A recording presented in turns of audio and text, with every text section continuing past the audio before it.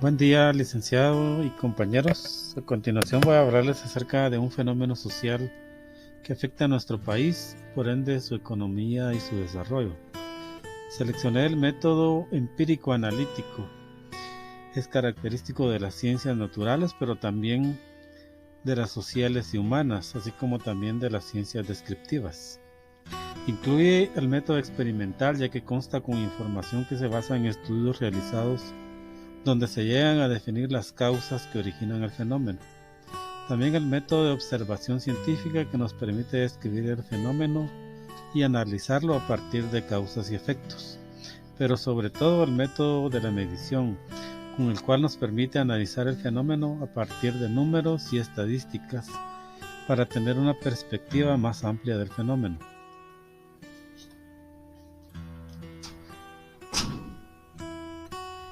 Este fenómeno, que afecta a la vida, el bienestar, la libertad, la integridad de los ciudadanos, pero es un fenómeno que además afecta a la economía en general del país. Un par de interrogantes que debemos analizar durante esta presentación son: 1. ¿Por qué la violencia afecta a la economía del país? Y 2. ¿Cómo se origina la violencia? Hablemos de los costos de la violencia. La violencia genera un clima de inseguridad y desalienta las inversiones de empresas nacionales y sobre todo extranjeras. Provoca cierre de empresas y fuga de capitales. Esto obstaculiza las posibilidades de desarrollo económico y representa para el presupuesto nacional un alto costo de inversión, tanto en seguridad, justicia y salud pública. También hablamos de pérdida de guatemaltecos que eran personas productivas para el país. Algunos datos con respecto a la violencia que se vive en el país. Guatemala está entre los 15 países más violentos del mundo. Se tenía un estimado de 17 homicidios por cada 100,000. Esto fue en el año 2021. A principios del 2022 se reporta un aumento del 2.5% de asesinatos. En la última década se estima que han habido cerca de 60,000 asesinatos en el país. Se estima un promedio de entre 600 a 600 femicidios por año.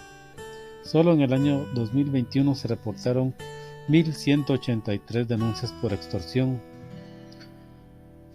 Se maneja un índice de 0.4 secuestros por cada 100,000 habitantes y de 0.23 robos por cada 100,000 habitantes. Y hablemos de gastos. El gasto público en defensa en Guatemala creció 8.6 millones en el 2020, es decir, 4.54%. El presupuesto en salud es de más de 12 millones de quetzales.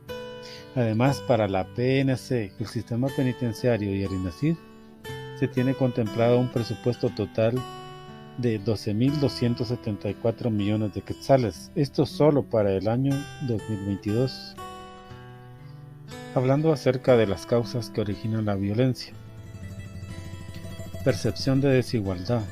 Es una situación que se da cuando cierto grupo recibe un trato favorable. Significa que no existe la misma cantidad de oportunidades de desarrollo para todas las personas por igual. Exclusión social. Es cuando personas, grupos o comunidades no tienen la misma participación en la vida cultural, social o económica de la sociedad. Otros aspectos a considerar pueden ser temperamento, hablando de genes biológicos, el alcoholismo y la drogadicción, la violencia doméstica, la excesiva violencia en televisión y videojuegos, una educación rígida y restrictiva, por supuesto la pobreza, el abuso infantil, además de la ignorancia y la falta de educación. Ahora hablemos de algo importante: ¿cómo se puede prevenir o evitar la violencia? Sabemos que la familia es la base de la sociedad, así que debemos empezar por ahí. Debemos fomentar el desarrollo de familias sanas y estables, que provean un ambiente de seguridad, paz y tranquilidad.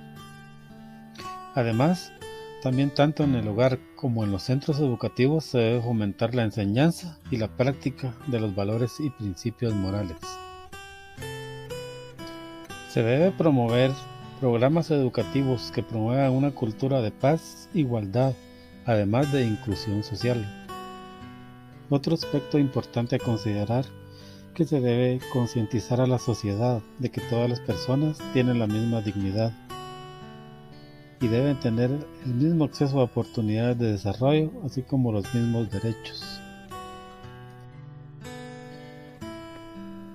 También debemos aprovechar el incremento de los medios de comunicación para difundir mensajes que hagan conciencia y promuevan la armonía, además de formas de resolver conflictos sin el uso de la violencia.